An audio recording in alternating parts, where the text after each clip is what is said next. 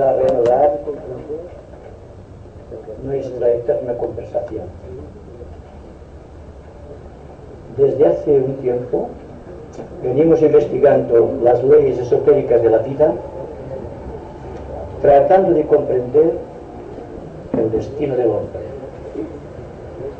Desde su iniciación, ya partiendo del tercer reino, el reino animal,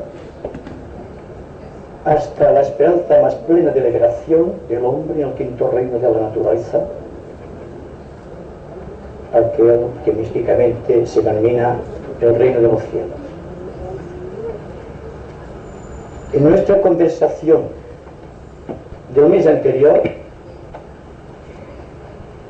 tratamos de descubrir el destino del hombre analizando aquel término descriptivo en el esoterismo llamado karma,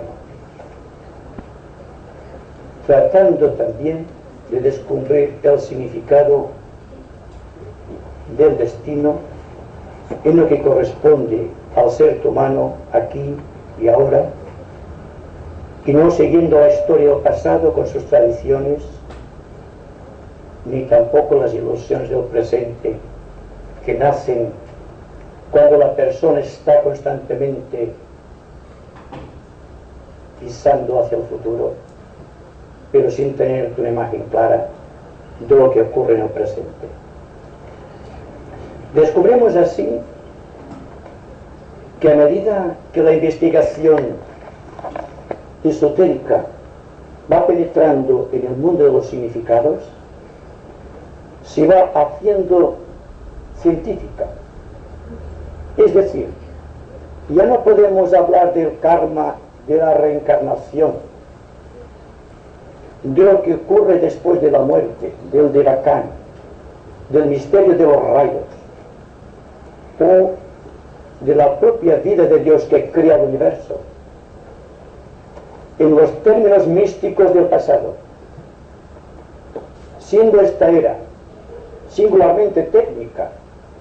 Debemos enfrentar técnicamente esos significados, tratando de profundizar y tratando de controlar cada uno de los aspectos místicos según su contraparte científica.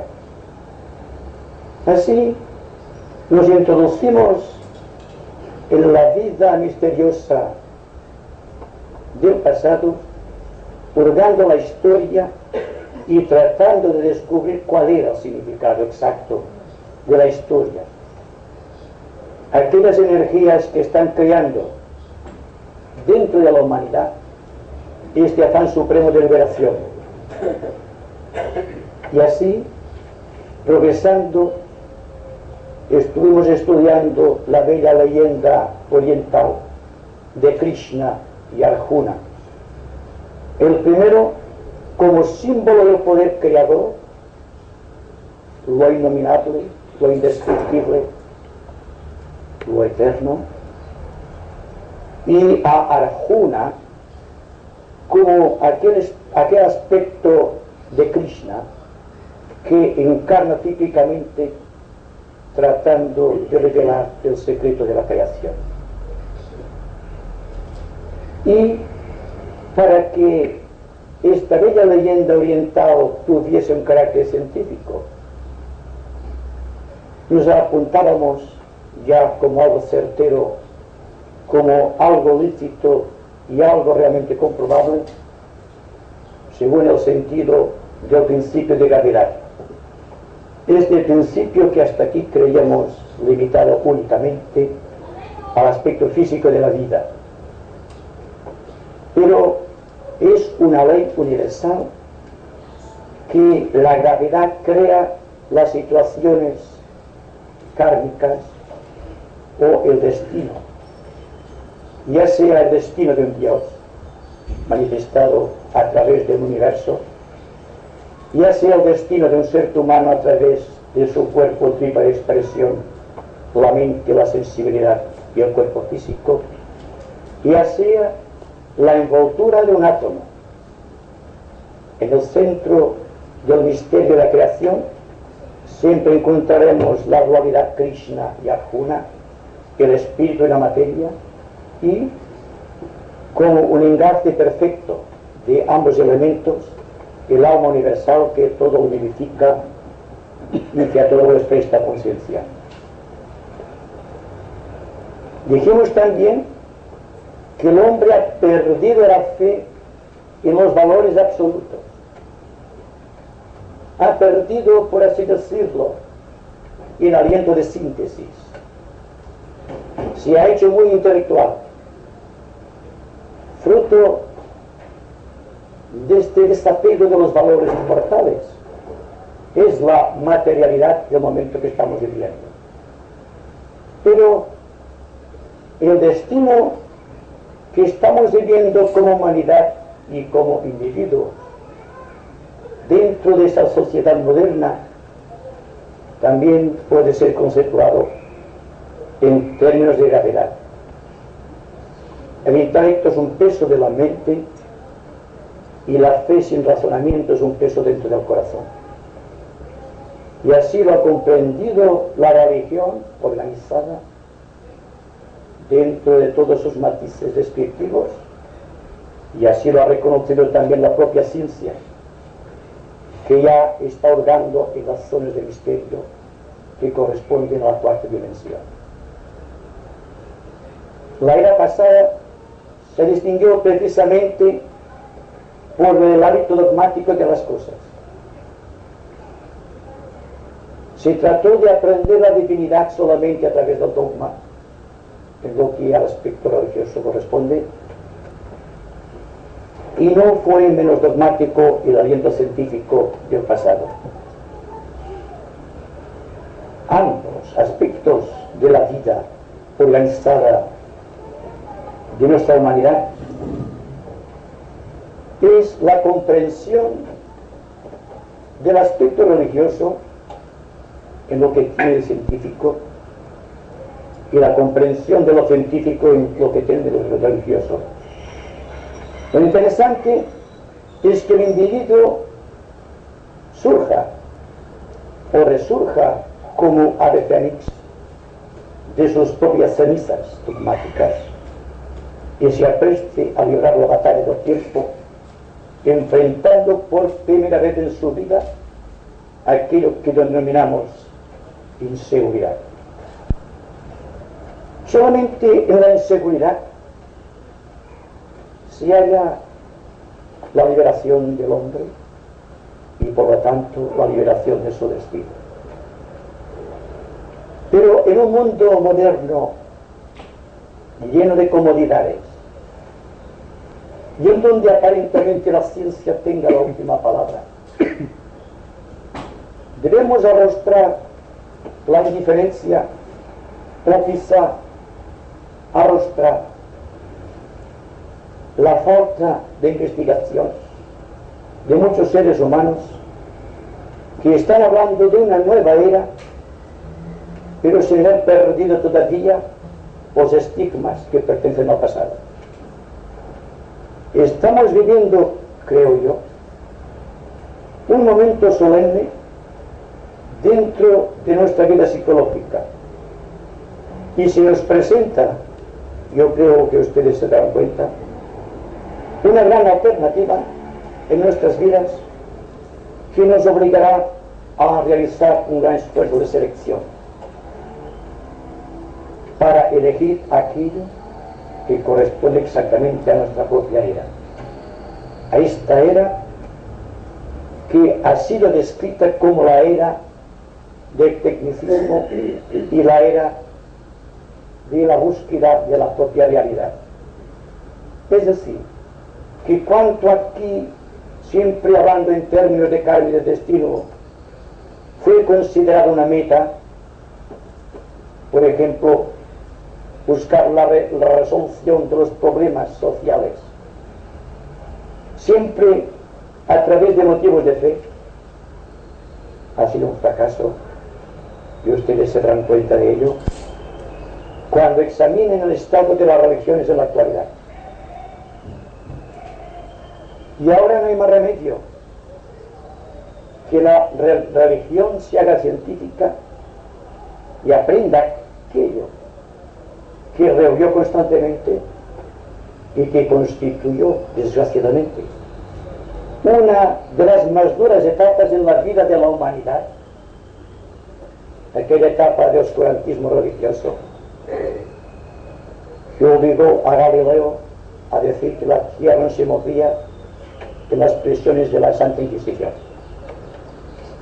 Lo mismo ha ocurrido en el terreno religioso por parte de los científicos, negando a priori todo cuanto no puede ser comprobado todavía por la ciencia, porque todavía no existen aparatos científicos de la alta precisión necesaria para poder dar fe y testimonio de la cuarta, de la quinta, de la sexta dimensión del espacio. Entonces el pecado ya no es de la ciencia ni de la propia religión, sino del propio espíritu del hombre, que no ha sabido comprender exactamente cuál era su misión en la vida y cuál era el aliento de la propia fraternidad. Esto como un simple preámbulo, porque lo que me interesa mayormente en nuestra conversación de hoy es preguntarles a ustedes y preguntarme a mí mismo si es que puede existir una liberación del destino humano aquí en la Tierra. La pregunta de si podemos liberarnos y no esperar un cielo de promesas, vengan de donde vengan,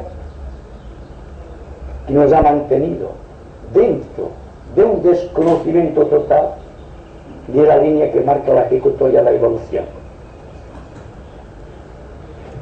Y ahora surge también, visto el fracaso en parte de la religión y en parte de la ciencia, totalmente siempre es el espíritu del hombre que fracasa, a la ciencia de la astrología, que según se nos dice es la que debe revelar el destino de todos los seres. Pero ¿qué ocurre con la ciencia astrológica? Es realmente una ciencia exacta que dice exactamente cuál es el destino del ser humano cualquiera aquí en la Tierra,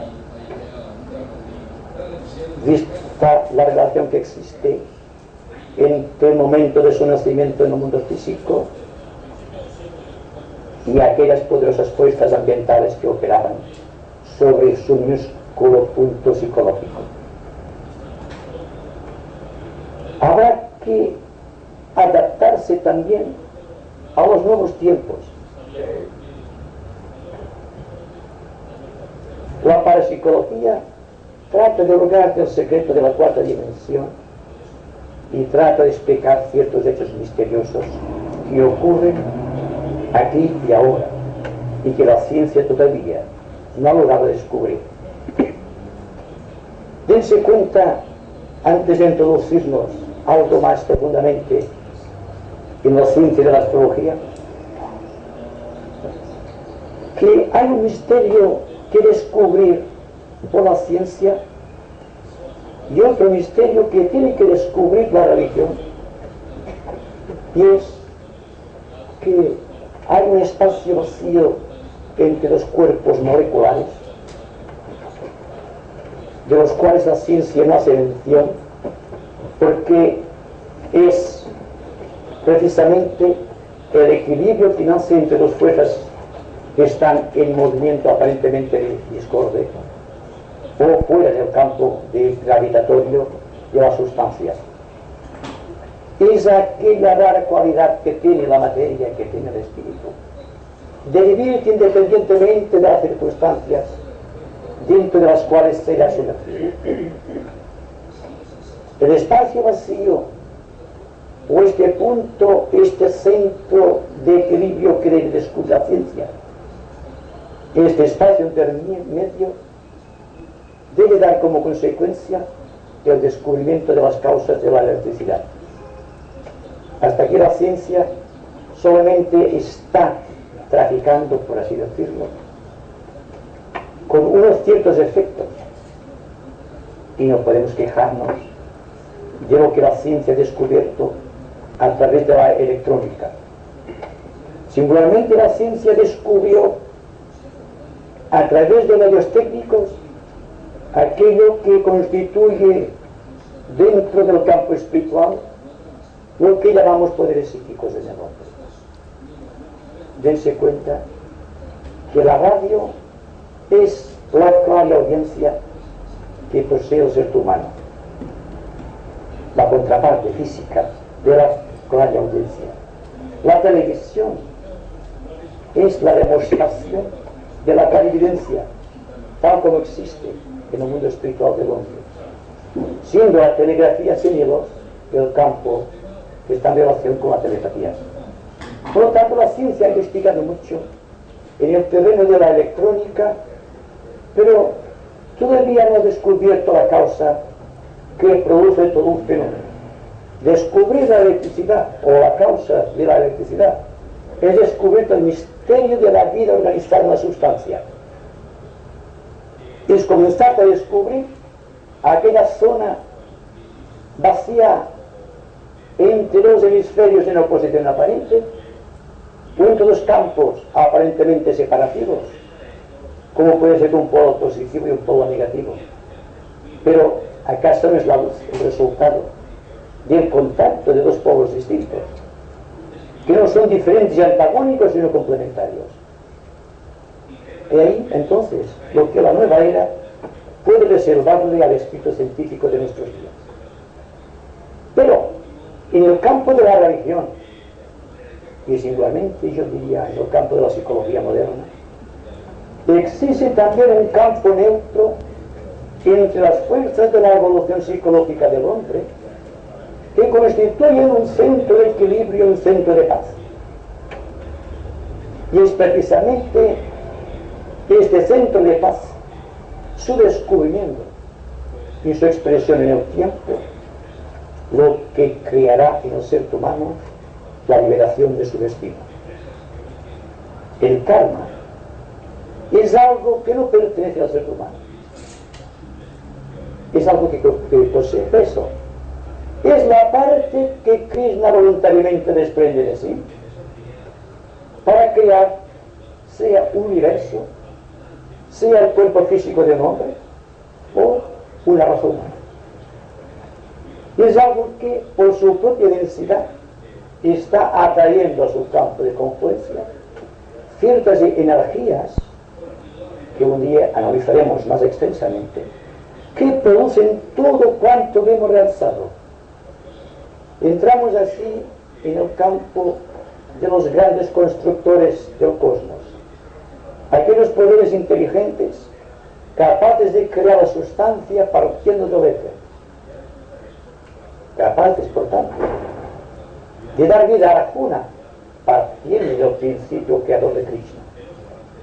Y esto naturalmente corresponde no ya a los altos estudios esotéricos, sino que corresponde principalmente a la ciencia de nuestros días, siempre y cuando mantenga un espíritu de investigación renovado constantemente y sepa ser consecuente de que siempre hay un área dentro de la naturaleza que será siempre un veto para el hombre, un secreto que solamente los elegidos podrán adquirir, o un misterio que ellos tienen la necesidad o el deber de revelar.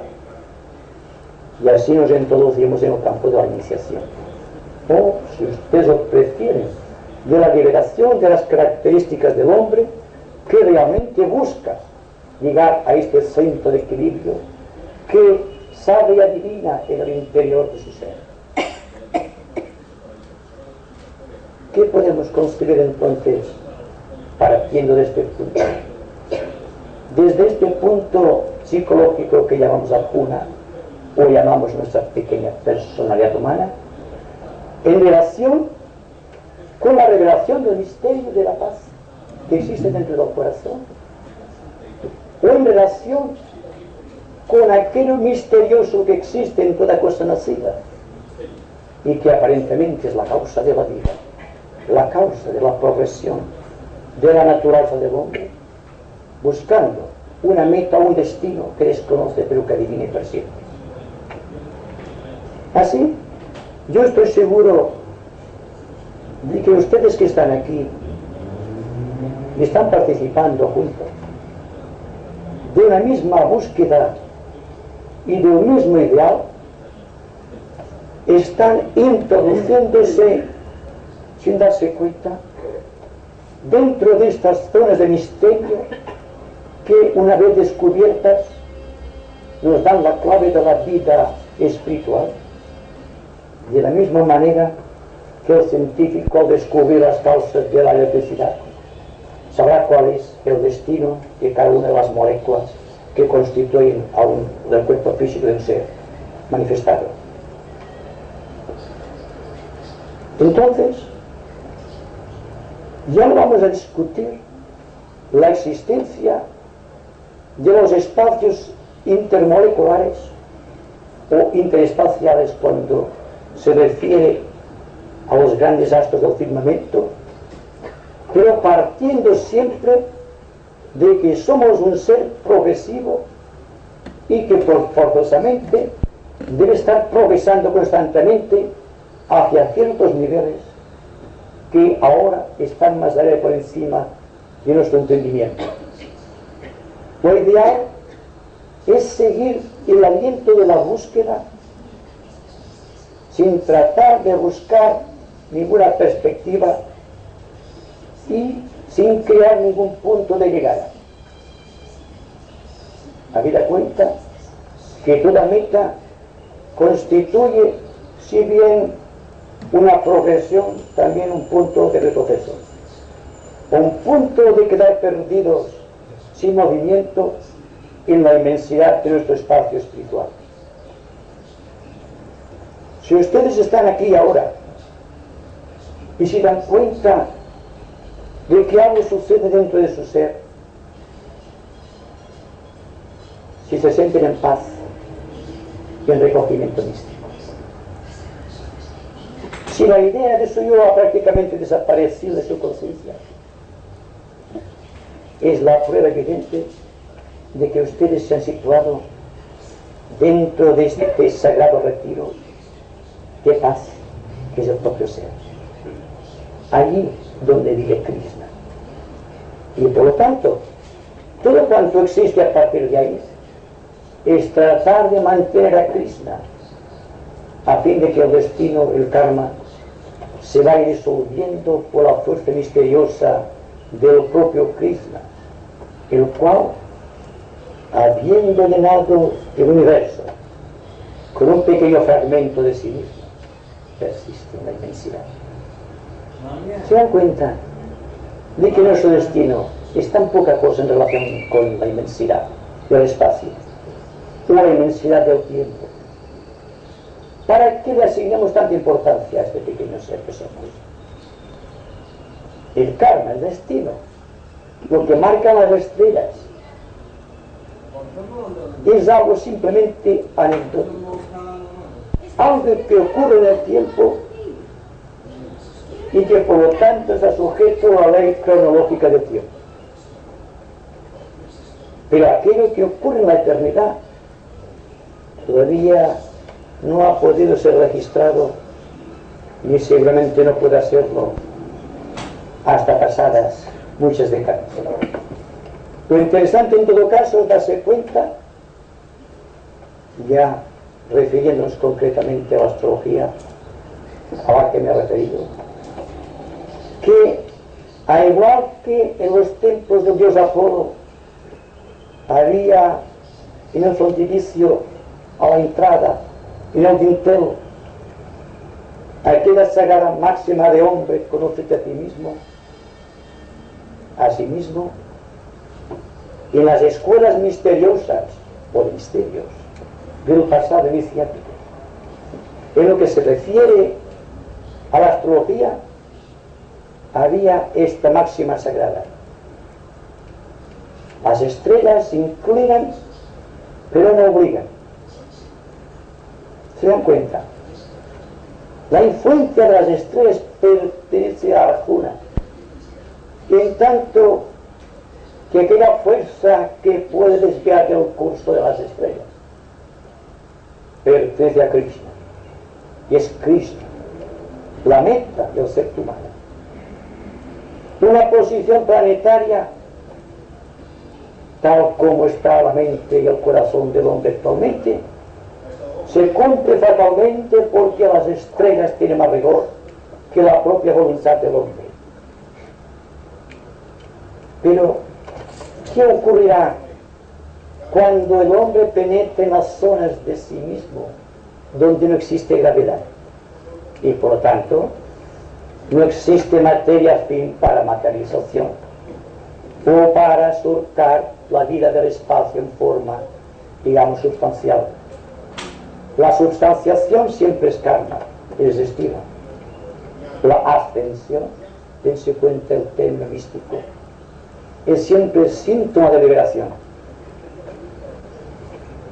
Estamos, yo creo, viviendo una hora solemne, unas oportunidades magníficas creadas actualmente no solo por la situación planetaria que nos va introduciendo lentamente, aunque sin introducción, por esta zona del espacio marcada, galvanizada, energetizada por la constelación de Acuario y muy particularmente por su regente Urano,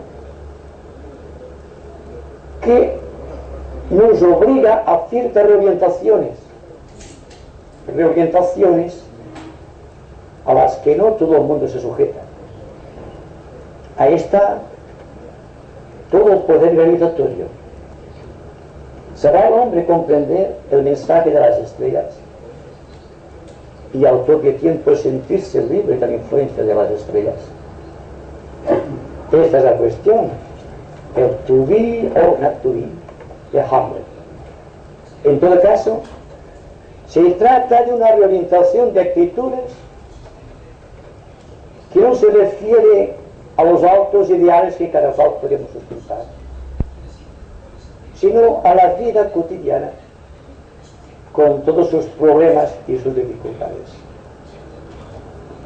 Porque todos hemos construido una estructura artificiosa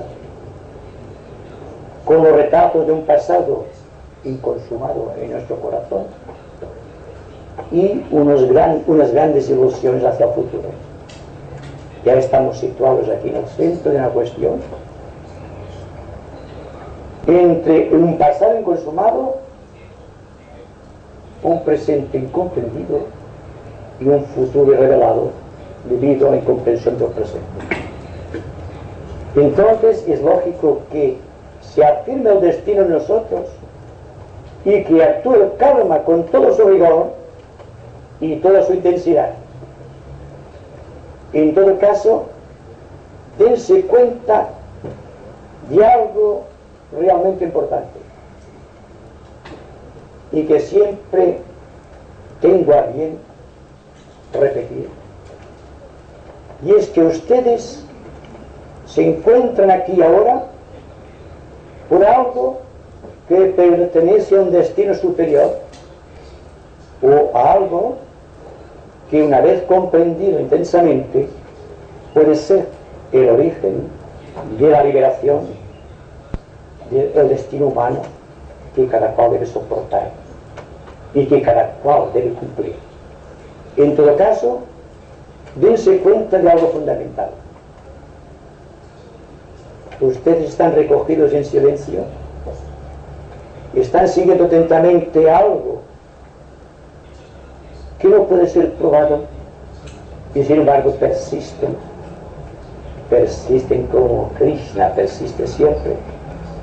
Darse cuenta al mismo tiempo de que todo cuanto ocurre siempre es dentro del caleidoscopio de sombras en movimiento, pero que ustedes al propio tiempo se dan cuenta que no participan en el movimiento de las sombras.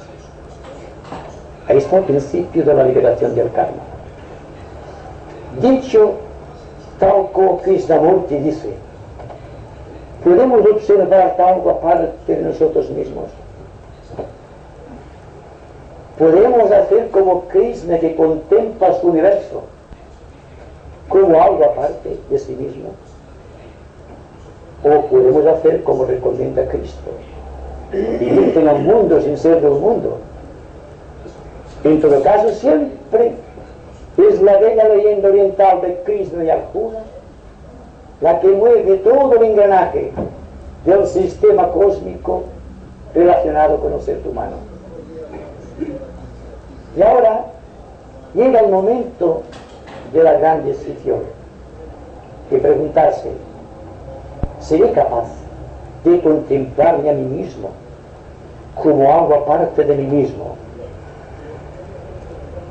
Pero dense cuenta que este sí mismo, este mí mismo es Krishna. Y se contempla, se retrata en el espejo de su obra. Si pudiésemos hacer como él, de contemplar la imagen en el espejo, darse cuenta de que es una ilusión,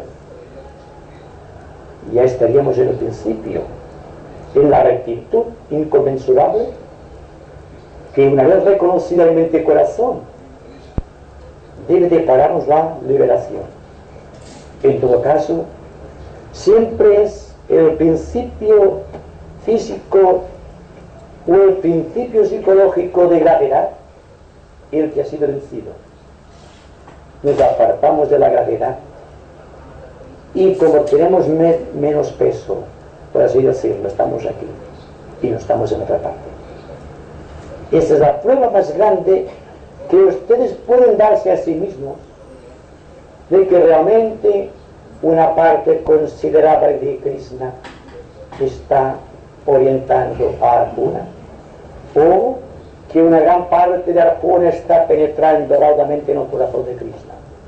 En todo caso, dense cuenta de que estamos cumpliendo una realidad para la cual hemos nacido hace mucho tiempo.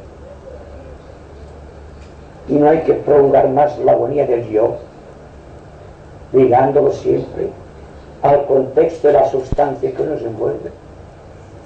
Saber separarnos a voluntad de cuanto nos rodea, sin que pierda un ápice nuestra voluntad creadora de acción, y sin que se pierda totalmente Arjuna, porque se pierde en el corazón de Krishna. Sino que se realiza un milagro presente en todo gran iniciado, de que no es la pequeña gota de Arjuna que se sumerge en el corazón de Krishna, sino que es la totalidad del océano de Krishna que se introduce en la gota de Arjuna, creando así el misterio de la iniciación, que es también un misterio universal, aliado completamente al misterio de la ascensión, al cual místicamente estamos habituados a pensar y a escuchar. ¿Y qué quieren que les diga más? Solamente, como digo siempre, las palabras solamente son una preparación para el misterio de la realidad que existe dentro del corazón, y que por lo tanto lo que interesa es la acción, una acción serena e inteligente, basada en las grandes leyes de cordialidad cósmica, que son las que actúan precisamente en el interior de los espacios intermedios, dentro de nuestra vida de Arjuna, en donde vive Krishna, con la intensidad de su gloria.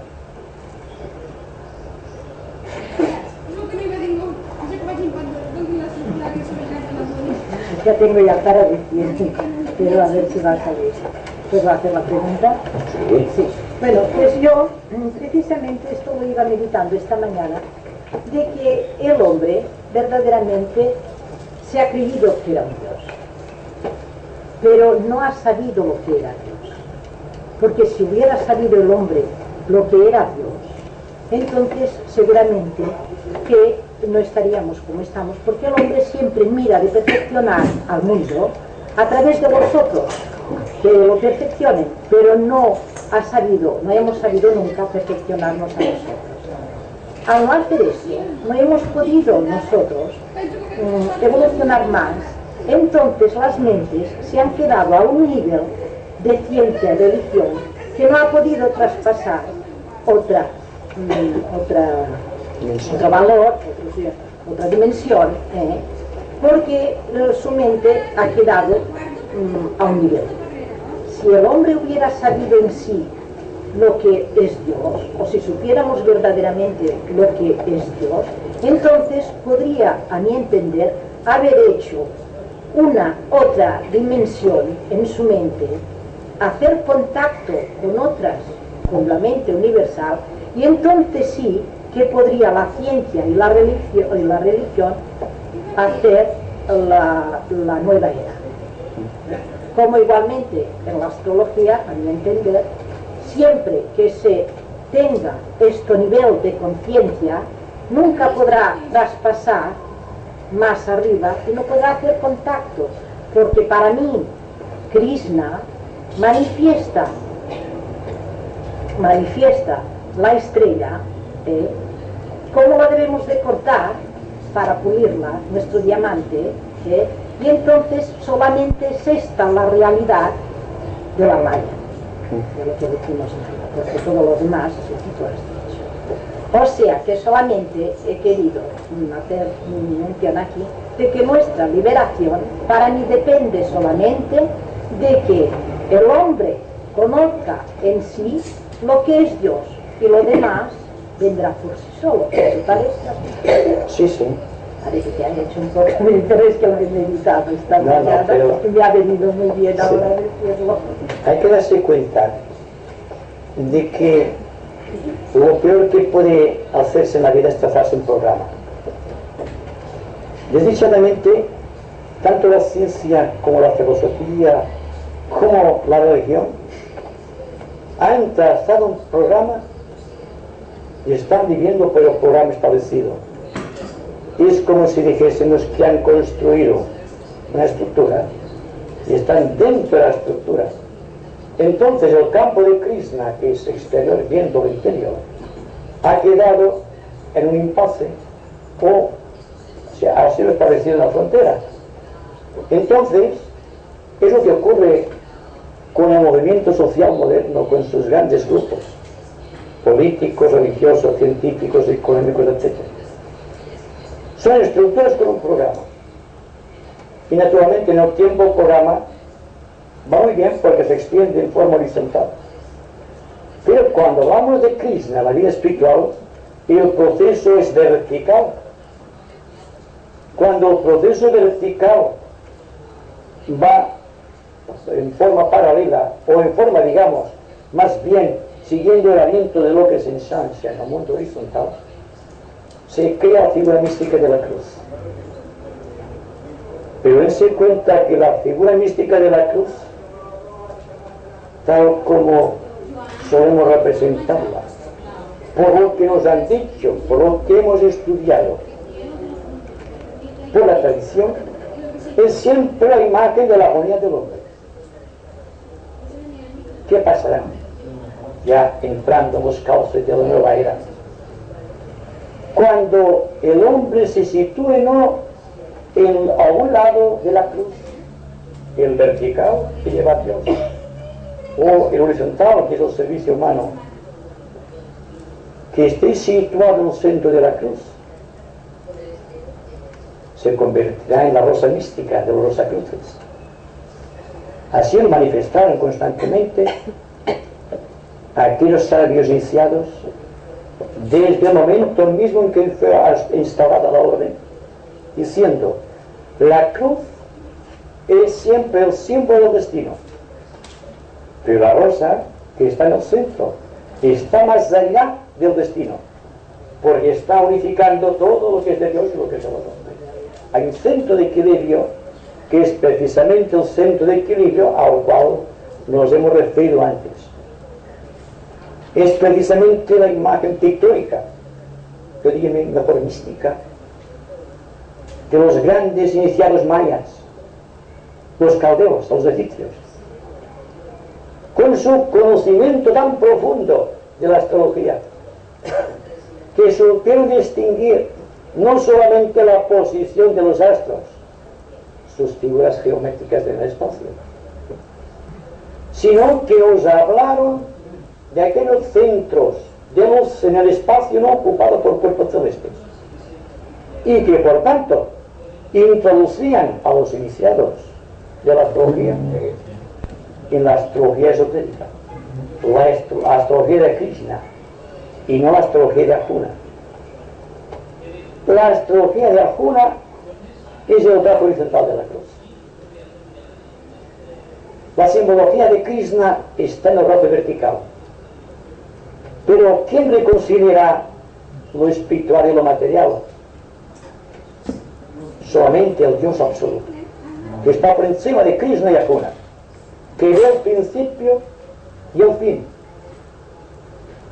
y que viendo el fin desde el principio no tiene necesidad de programas. En cambio, la ciencia actual, la filosofía, la religión vive de programas, y un programa hasta donde mi mente es capaz de concebirlo es siempre cuando se trata de un mejoramiento social de la humanidad, algo concreto, un planning industrial, por ejemplo, un planning a largo plazo, dentro del sentido místicamente, digamos, industrial, porque hay un misticismo en la industria. Habida cuenta el misterio de los rayos que agitan a los hombres. Entonces, estamos viviendo actualmente en zonas de misterio, y estas zonas de misterio están revelando las posibilidades latentes en el corazón del hombre. Y los poderes psíquicos, al cual se les asigna tanta importancia, solamente son pequeños despojos o pequeñas migajas desprendidas del espíritu del hombre. Está más allá por encima de las estrellas, está más allá por encima de los poderes psíquicos, está viendo la panorámica de la vida desde un punto y donde el pasado, el presente y el futuro están unidos. Y si ustedes quieren darse cuenta del misterio del equilibrio y aquello que libera al ser humano de la incertidumbre de su destino, o que los libere de su cruz, solamente tiene que estar atento al presente, a este eterno ahora que estamos viviendo. Ahí está la gracia. Si sienten paz en su corazón, es porque están muy atentos. Si no hay una atención formidable de lo que está ocurriendo, no puede haber paz, porque habrá el aspecto humano en conflicto con algo que está en movimiento. El conflicto paraliza, pero la vida está siguiendo constantemente. Entonces, en el devenir del proceso de atención, la atención que ustedes depositan a mis palabras en estos momentos es símbolo del eterno ahora. Sin darse cuenta, se están introduciendo en el misterio del corazón. Están revelando un secreto y descubriendo el misterio. Sienten paz. Existe una atención que hace que circunstancialmente ustedes olviden su pequeño yo con sus pequeños problemas y vivan sin darse cuenta, pero lo siente su corazón dentro de la inmensidad y la paz a la cual todos podemos acceder.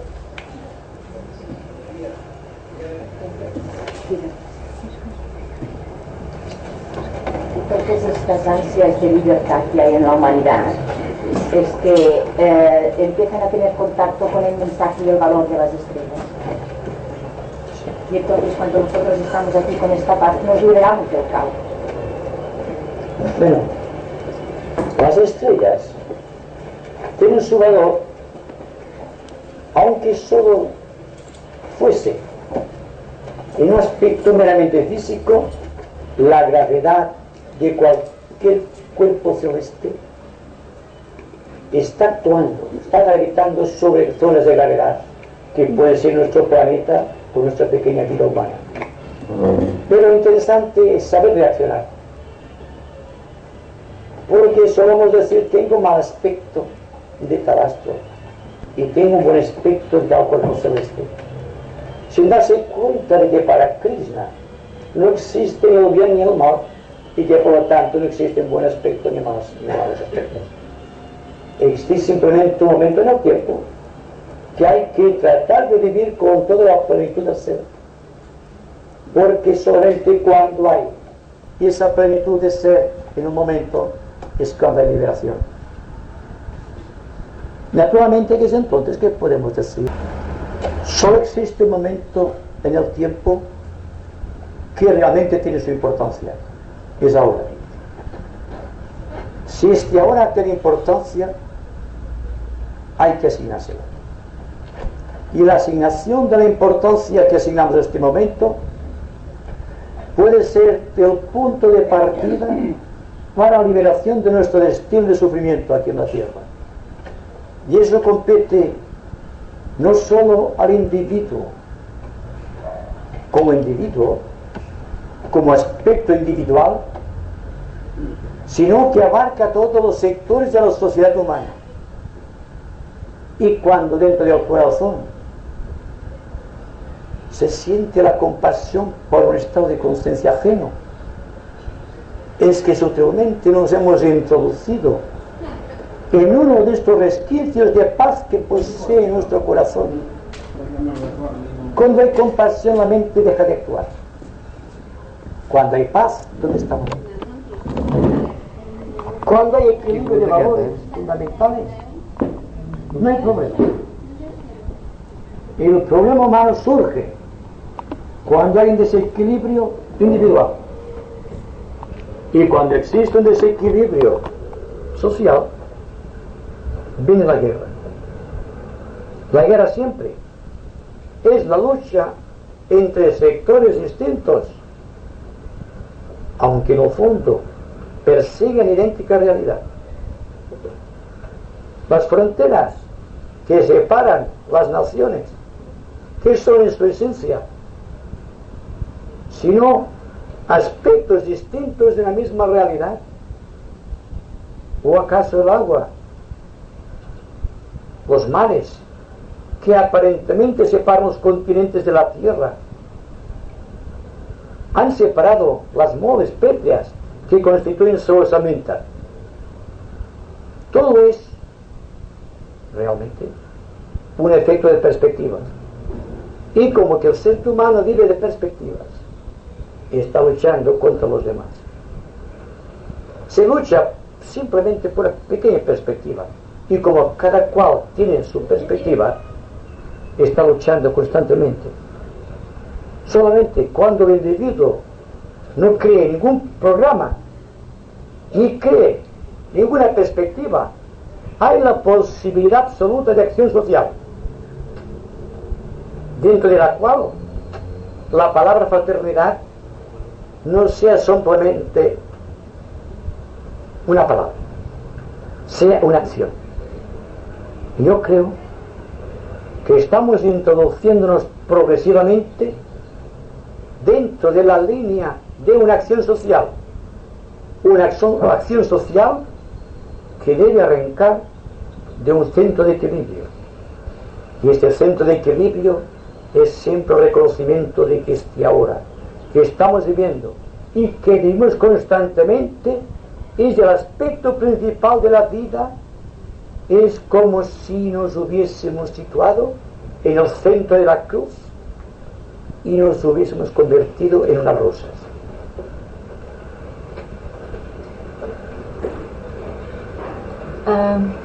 Antes usted ha dicho que el absoluto ve el origen y el fin, o sea, sabe el principio y el fin, en el presente. Pero este fin es el fin del no fin, o sea, es un fin simbólico, o sea, es un eterno presente, es la eternidad del presente.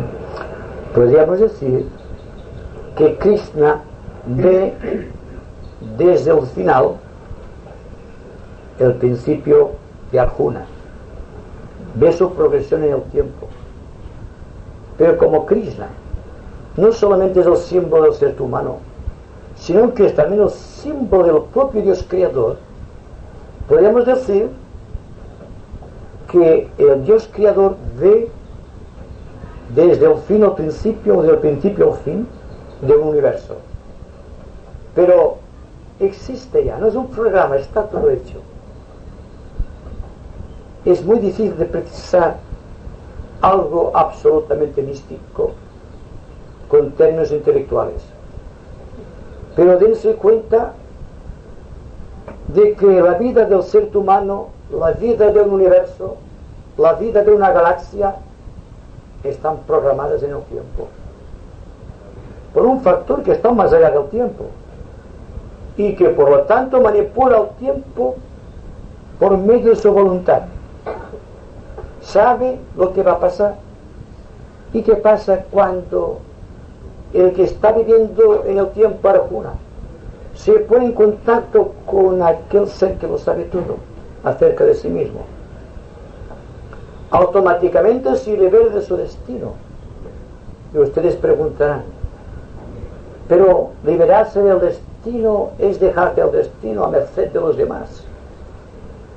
Yo digo que es contemplarte el agua del río desde un puente. Miramos que pasa el agua, pero no pasamos con el agua.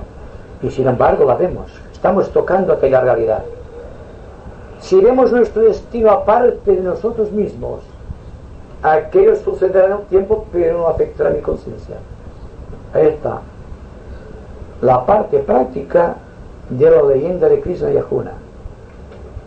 ¿Puedo ver yo mi progresión en el tiempo? Si me separo un poco del tiempo, sí. Si estoy dentro del tiempo, no. Si estoy navegando solamente por el aspecto horizontal del karma, no podré saber cuál es mi destino. Pero si, aún viviendo en el karma o en el destino, soy capaz de remontarme, sin dejar de que el destino lo puedo precisar, pero me siento aparte. Vivo en mi karma, pero sin ser del karma. Vivo en el destino, pero sin ser del destino. ¿Y qué ocurre entonces? Que la liberación en conciencia del destino que está cumpliendo en el tiempo, por no crear programa en el tiempo, ayuda a que los demás tampoco creen programas. Si tengo paz en el corazón, la consecuencia misteriosa del karma es que propago paz a mi alrededor. Si Arjuna es capaz de introducir en su vida el aspecto esencial de paz de Krishna, no tiene por qué separarse de su destino, sino que su destino será un bien para todos, como testiguaron siempre los grandes artífices del pasado, de la civilización: Krishna, Buda, Lao Tse, Confucio, Cristo, todos los grandes seres que logran vivir en su destino planetario la vida de Krishna.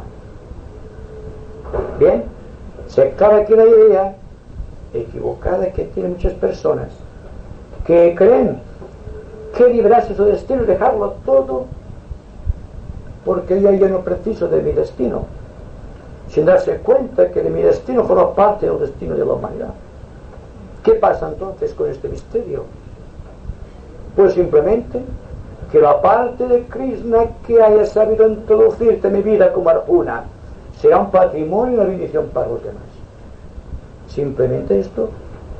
De ahí nace la teoría del servicio y de los grandes servidores de la humanidad, que reencarnan cíclicamente, porque el amor de Krishna siempre es superior a la pequeña vida egoísta de Arjuna.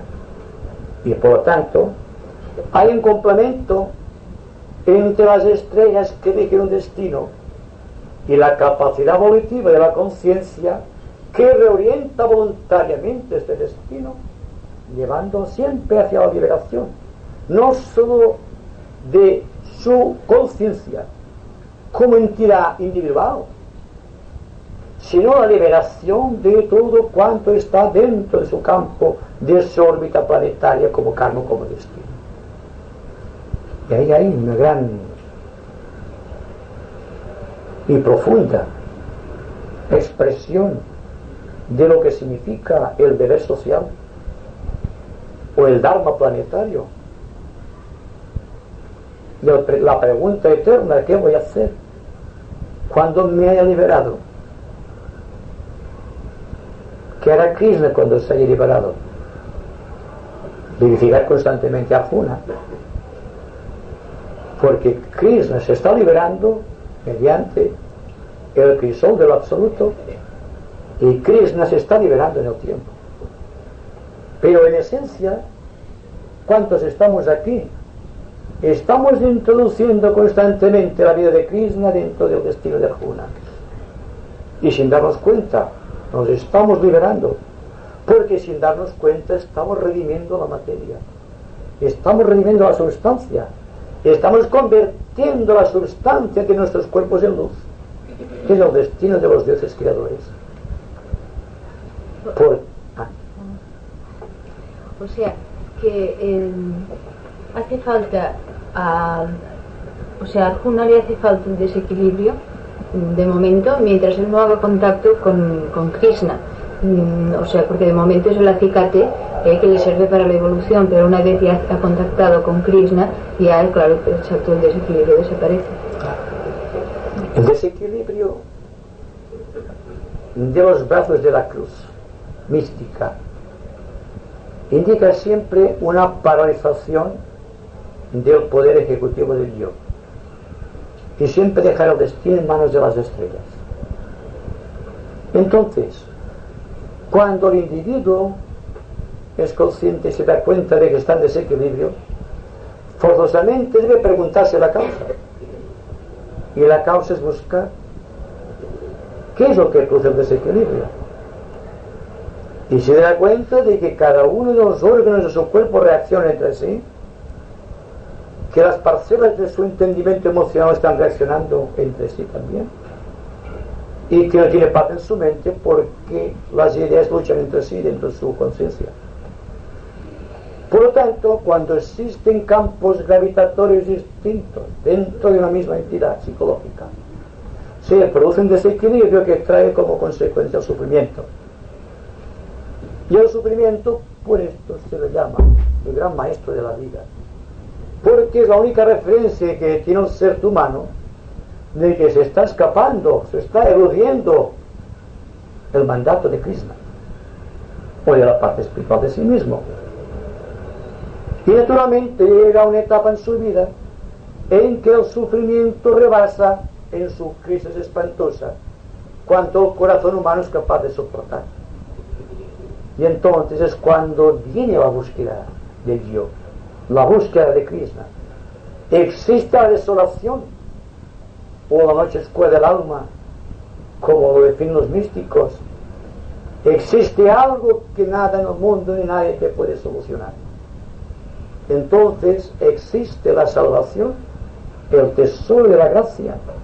Empleamos términos místicos dentro de un concepto científico que hace posible que el ser humano se dé cuenta de que no está actuando bien y que por lo tanto debe existir una reorientación psicológica total de sus actitudes frente a la vida. Entonces el desafío lo provoca el sufrimiento, y el sufrimiento, cuando llega a una tensión extraordinaria, se sitúa en el mundo espiritual o en el camino espiritual, y entonces viene la lucha de Arjuna contra sus vehículos, el yo con su mente, el yo contra sus emociones, el yo contra sus tendencias instintivas. Y entonces viene también aquella posibilidad que tiene el yo de considerarse completamente aparte de sus vehículos, porque se da cuenta de que al tener la capacidad de pensar y al propio tiempo de contemplar sus pensamientos, le llega la seguridad de que él como yo no es el pensamiento. Elimina ya un factor, y si al propio tiempo, cuando está sumido dentro de una tensión emotiva, se da cuenta por la amplitud de su mente y por discernimiento natural de que aquello no tiene que ver con él, porque lo puede contemplar. Esto no soy yo porque lo que estoy contemplando, estoy aparte. Puede radicalmente suprimirlo, la tensión, el complejo, lo que produce, digamos, desequilibrio. ¿Y qué pasa con el cuerpo? Lo que siempre estamos insistiendo, porque no hacemos como lo hacen nuestros hermanos orientales, que hablan de su cuerpo como algo que deben cuidar, pero que son aparte, y no dicen como los occidentales, yo como, yo bebo, yo respiro, sino que dicen mi cuerpo respira, mi cuerpo como, mi cuerpo bebe, y así progresivamente hasta llegar a un punto de equilibrio o de integración de estos tres valores conocidos, de la mente, la emoción y el cuerpo. Y entonces se ve por un lado el yo, Krishna, y por otro lado la conciencia de la sustancia, que es Arjuna. Krishna, el liberador; Arjuna, el karma. ¿Se dan cuenta? Entonces Krishna, contemplando a distancia su destino, está liberando. No introduce dentro del karma más energía que la única que precisa para sostener sus vehículos. Aquí no. Lo que ocurre frecuentemente no es eso. El yo se deja relegado a un centro dentro de la estructura y está gravitando toda la estructura sobre el yo, y eso motiva constantemente el problema psicológico, y ahí está el desequilibrio constante en la sociedad. Solamente que nos levantáramos por la mañana consecuentes de que nuestra mente es un instrumento, de que nuestra sensibilidad es un instrumento, y de que el cuerpo físico es un instrumento. Llega el momento en que el yo tendría una autonomía perfecta y un dominio perfecto sobre sus vehículos, y entonces no escriben la historia nuestros vehículos, sino que la historia le crearía nuestra propia vida espiritual, y sería una historia magnífica, ¿verdad? A mí me gustaría hacer una pregunta. Como se ha hablado de tradición, a mí me gustaría saber si es la tradición la que te encuadra a ti, o tú te encuadras dentro de la tradición. ¿Vale? Bueno, la tradición es lo pasado en su totalidad, y el individuo se siente impelido hacia adelante, no por la fuerza del yo, sino por la fuerza del pasado. Como que el pasado no ha sido perfectamente comprendido, existen entonces unas zonas vacías que llamamos tradición, que impelen nuestra mente, nuestro corazón a seguir ciertos sistemas de conducta, y a esto lo llamamos nosotros siempre el vivir de acuerdo con lo que fuimos, no con lo que somos. Pero es que existe también otro peligro, que es el de la persona que se vuelca desmesuradamente hacia el futuro, olvidando el presente. Porque si tenemos una experiencia en el presente de singular importancia, en vez de abarcar la totalidad de la experiencia con nuestra mente bien atenta y apercibida, buscamos la tradición para que lo explique. ¿Y qué sabe la tradición de aquello que me está pasando ahora? Si la tradición se remonta al principio del pasado, el más remoto del mundo, ya sea en aspecto religioso, científico o prehistórico, porque en el ser humano actual la tradición es el instinto, y hay muchas personas actualmente que son tradicionales e instintivas, y hay personas que son tradicionales en un aspecto meramente mental, y otras que lo son por motivos emocionales. Pero lo interesante es que su experiencia pertenece ahora, en este momento y aquí. Sí, aquí donde hay que resolver la incógnita, no buscar el aliento del pasado para explicarme esto. Si ustedes en el presente tienen paz, no se van a preguntar la causa de la paz, se limitarán a gozar de esta paz. Y la tradición siempre es intelectual, no tiene nada que ver con el momento que estamos viviendo. Ahí está el desequilibrio orgánico de la sociedad, que estamos viviendo de la tradición, y como estamos viviendo de la tradición, Tenemos constantemente ante nosotros los gobiernos opresivos que nosotros hemos creado, porque todo cuanto no sea libre es tradición. Solamente existe libertad aquí y ahora. Fuera de este aquí y ahora no existe libertad. Todo es tradición, o todo es una esperanza en el futuro. ¿De quién se ve lo que es la tradición? Si realiza un acto contrario a la ley, no puedo liberarme de esto que he realizado por el solo hecho de arrepentirme. El arrepentimiento es tradición, porque está realizado. Todo cuanto pasó en el tiempo, y mis palabras inclusive, una vez han sido formuladas, jamás volveré a recuperarlas. Eso es tradición, ir detrás, buscando lo que acabo de decir. Ahora bien, ¿qué existe entonces como compensación espiritual en este momento? La buena voluntad, la atención que yo deposito en este momento, que me da la solución exacta de todo cuanto fue y de todo cuanto será, pero sin crear un programa ni una estructura definida, porque en este momento de recogimiento en que Krishna y Arjuna se dan la mano, desaparece la tradición y solamente existe un momento estelar en el tiempo del cual participamos al igual que el propio Dios. Simplemente esto. Dense cuenta solamente, ya como una advertencia serena, que hay que tener presente en el corazón. No pregunten al presente nada si no estén profundamente advertidos de todo cuanto ocurre. La mente en tensión extraordinaria y el corazón también, para comprender el misterio que existe en cada uno de los momentos del tiempo, sin adelante y sin atrás, simplemente tratando de adquirir los significados espirituales que nos hacen falta para llegar al centro de la paz. Un momento, perdón. Entonces, si lo he comprendido bien, para que nuestro presente no sea tradición, solamente para que este conocimiento, filosofía, no muera, solamente es dándole cumplimiento, es con la buena voluntad que llevará a ver lo siguiente, ¿no? Es lo único que puede llevarte, que te puede sacar de la tradición. El cumplimiento en tu presente te saca de la tradición. Exacto. Pero extremando más la idea, es eterno ahora. Ahora. Esto es la liberación de la propia tradición. Yo preguntaba, en este aspecto de tradición, un encuentro muy importante, sirve como punto de partida para lanzarse con unos datos más o menos a una nueva observación inteligente y actual, pero sirve como punto de partida también para estudiar el legado del pasado, ¿o no?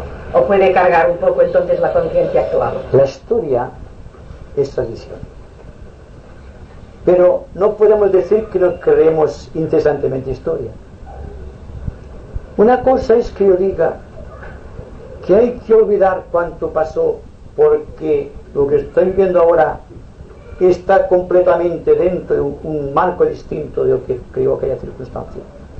Y otra cosa es que niegue la tradición como historia. Dense cuenta de algo muy importante. Nuestra conciencia, la conciencia física, la conciencia emocional, la conciencia mental, la conciencia búdica, la conciencia monádica, álmica, etcétera, etcétera, son una proyección del pasado en lo presente. No podemos dejar el pasado, porque si dejáramos un solo recuerdo de lo que fue nuestro pasado, perderíamos el ligamento con la eternidad,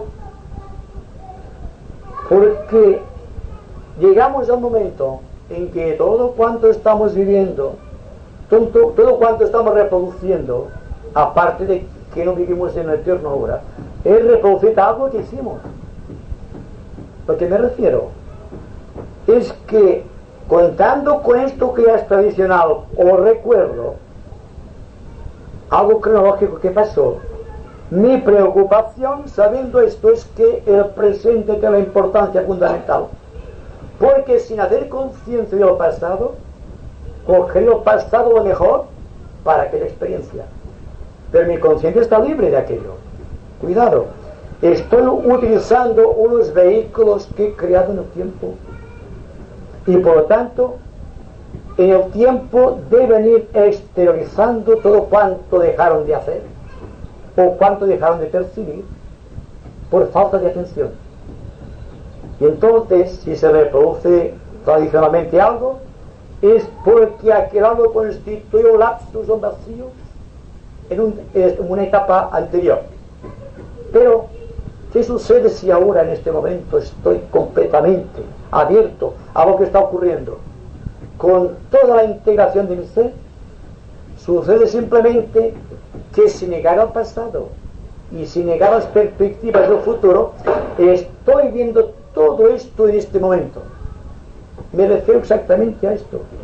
Y este momento es el desafío más grande que tiene ante sí la inteligencia del ser humano. Si es capaz de realizarlo, si es capaz de afrontar con serenidad este momento estelar, sabrá lo que es vivir más allá de la tradición, porque de la tradición utilizará simplemente el aspecto positivo en este momento del tiempo. Su conciencia Krishna es a partir de todo. Solamente contempla lo que sucede y somos Krishna. Entonces yo considero el tiempo, el pasado y el futuro, y veo que el tiempo, vivir en el tiempo, es la densidad de la materia que está obrando. Si estamos nosotros en el presente, entonces nos situamos con valores tan sutiles, que ya, claro, en el presente estamos en el presente ahora del que emana, del ser en sí, ¿verdad? Pero cuando nosotros detectamos el pasado, entonces tal vez nuestra densidad se hace pesada, más pesada, y por eso hacemos el tiempo, vivimos en el tiempo. O sea, no sé si sé decirlo muy bien, pero que al interpretar el presente ahora es, y no vivir en el tiempo, es utilizar o sacar mucho peso, no sé cómo decirlo, porque te sitúas en un momento presente, no sé explicarlo más, pero de mente del ser único, absoluto, sí. No sé cómo decirlo. Sí, lo verán claramente esto, solamente recordando lo que decimos acerca de la ley de gravedad. Dos cuerpos con masa diferente, con su propio radio de gravedad, están actuando en una zona de equilibrio, allí donde la gravedad del cuerpo desaparece para dar vida a la gravedad del otro. En este momento solemne no existe gravedad alguna. ¿Se dan cuenta que no existe gravedad en este momento, en ese eterno ahora? Hemos desglosado dentro de la conciencia un aspecto molecular positivo o negativo, perteneciente al pasado, y otro molecular, complejo molecular negativo, por decirlo así, que pertenece al futuro. Y nosotros, con la atención, estamos aguantando la presión de los dos elementos y viviendo en paz. Y a esto llamo eterno ahora. Por lo tanto, no es que se niegue el futuro ni el pasado, sino que se equilibra el pasado y el futuro en este presente momento, en este eterno ahora dentro de este presente. Y hay una paz augusta en el corazón. Y es precisamente esta paz que sentimos es porque hay atención. Sin darnos cuenta, hemos roto todo cuanto nos liga con el pasado y al propio tiempo hemos dejado de pensar en el futuro hipotético. Y estamos, sin embargo, viviendo. ¿Qué es lo que vive en este momento Cristo? Más allá de toda ilusión está la realidad. Y es la realidad la que estamos viviendo. Cuando estamos en esta supredistensión, nacido en equilibrio de valores psicológicos, los que se relacionan con la tradición y los que se relacionan con el propio romanticismo de lo que esperamos obtener del futuro. En todo caso, ustedes viven en paz. Sí, podemos llevar esta paz a todas partes. Y en todos los momentos de la vida, realmente se da la prueba de que Krishna y Arjuna están viviendo juntos este momento del presente, compartiéndolo con todos los dioses de la creación.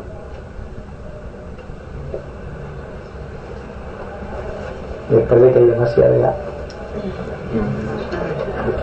Sí. Entonces, podemos, si yo no he comprendido mal, nosotros podemos ver en un momento determinado el pasado para un mejoramiento del presente. ¿No es malo esto?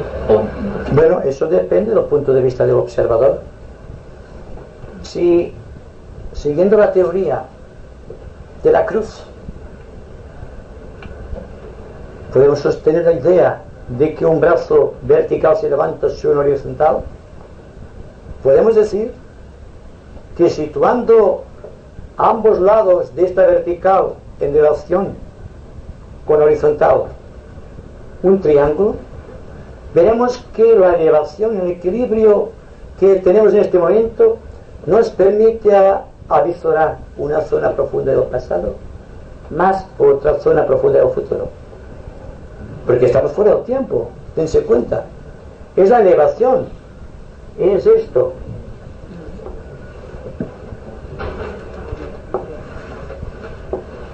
El yo aquí, el pasado y el futuro. Entonces todo dependerá del grado de adaptación de mi vida en el presente, que será el que marca esta vertical o esta perpendicular sobre el plano horizontal de la cruz. Desde luego siempre la rosa se manifiesta en muchos puntos, depende de la evolución del individuo, pero donde sea, cuanto más el ser está por encima de los aspectos expresivos o manifestativos de la materia o de la substanciación de su vida, más puede abarcar del pasado, más puede abarcar del futuro. Ejemplo, los profetas, los iluminados, los místicos, que predicen con exactitud matemática, porque no están condicionados por las estrellas, lo que ocurre o lo que ocurrirá dentro de unos cuantos miles de años. Simplemente Krishna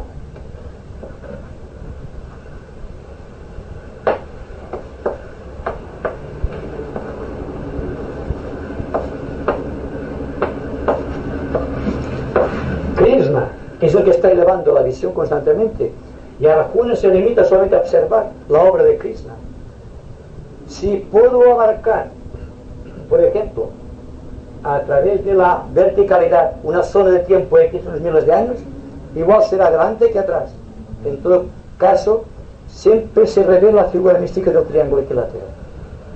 ¿Se dan cuenta? Todo es un proceso matemático y científico. Y no hay ninguna regla espiritual que no pueda ser descrita matemáticamente. Al contrario, la matemática es uno de los principios espirituales por excelencia. Es decir, que tiene razón. Pero dense cuenta, como que en este momento y entre nosotros y en este mismo instante, solamente segregamos a través de Arjuna lo que hemos podido captar de Krishna. No todos estamos en el mismo nivel de equilibrio. Hay la jerarquía espiritual entre todos nosotros. Entonces, lo que dice el amigo es perfecto. Si podemos elevar a la vertical la intensidad de visión en este momento del tiempo, al ir aumentando la vibración y por lo tanto la elevación del antakarana, es el término, en el pasado y el futuro llega un tiempo que se convierte en cero. Es la liberación. Mientras tanto vemos una parte del pasado y una parte del futuro. Pero nosotros somos hijos del tiempo todavía. Y el amigo me lo ha recordado. Quizá he ido demasiado hacia arriba dentro del concepto, pero es que hay que pensar en términos cósmicos para poder comprender la manera de liberarnos del concepto individual. Solamente cuando nos liberamos del tiempo, cuando Arjuna empieza a presidir la vida de Krishna aquí en la tierra, es cuando se produce un fenómeno de fraternidad, no antes.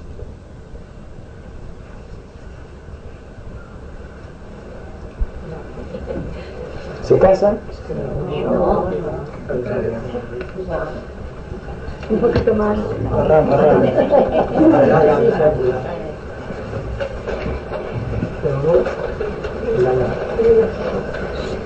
de esto del denominar el dolor, la angustia, No sé si no puede pasar. se ha hablado antes de dominar, por ejemplo, se llega a un momento de la evolución que se domina el dolor.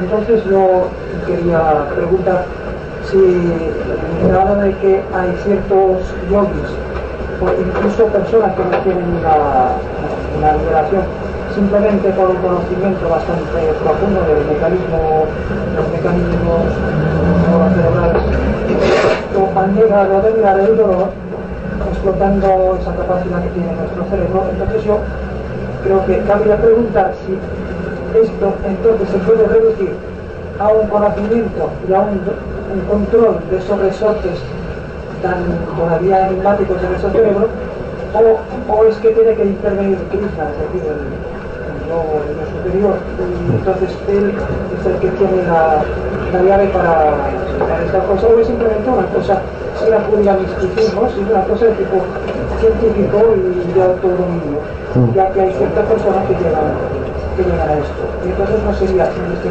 tipo de una simple hipótesis, no cabría recurrir a misticismo ni a iniciaciones. ¿Es válida esta hipótesis? Bueno, dése cuenta de que cuando hablamos de un yogi que tiene ciertos poderes sobre su cuerpo, es capaz, por ejemplo, de atravesarse, como vemos por televisión. Yo digo, esto es un fenómeno de masas. Yo hablo de algo superior. Por un entreno sistemático de su cuerpo puede en ciertas áreas dejarlo inocuo al dolor, pero esto facilita la liberación. Entonces lo que tratamos aquí es de vivir tan íntegramente fusionados con este misterio que se realiza ahora, que todo lo demás deje de tener importancia, porque